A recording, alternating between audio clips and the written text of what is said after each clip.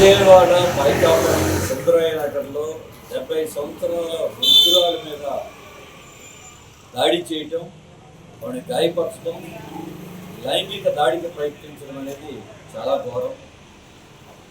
ఒకవైపున గంజాయి అరికడుతున్నామని ప్రభుత్వం మాటలు చెప్తా ఉంది, కానీ గంజాయి మత్తులో విచ్చలవిడిగా గ్యాంగులు వ్యవహరిస్తూ ఉన్నాయి. అర్ధరాత్రి పూట ఒంటరిగా ఉన్నటువంటి వృద్ధురాల మీద ఇటువంటి దాడి అమానుషమైంది.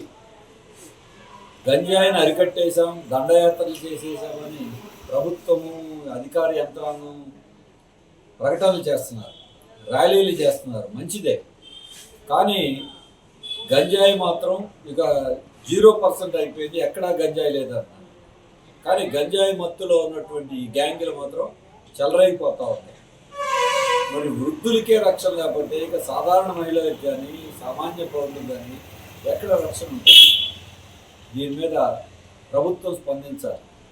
ప్రజాప్రతినిధులు చూసి వెళ్ళటం కాదు, ఈ గంజాయి బ్యాచ్ల్ని, గంజాయి మూకల్ని అరికట్టడంలో ప్రభుత్వం ఎందుకు విఫలమవుతుందో ప్రజాప్రతినిధులు సమాధానం చెప్పాలి.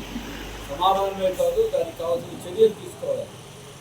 గంజాయి ఎక్కడెక్కడి నుంచో వస్తావంటే ఆ మూలాలను పరిశోధించకుండా పైకి ప్రచారం చేసి వదిలిపెట్టే చాలు. కొందరు మహిళలకు ఇటువంటి రక్షణ కల్పించాల్సిన బాధ్యత ఉంది.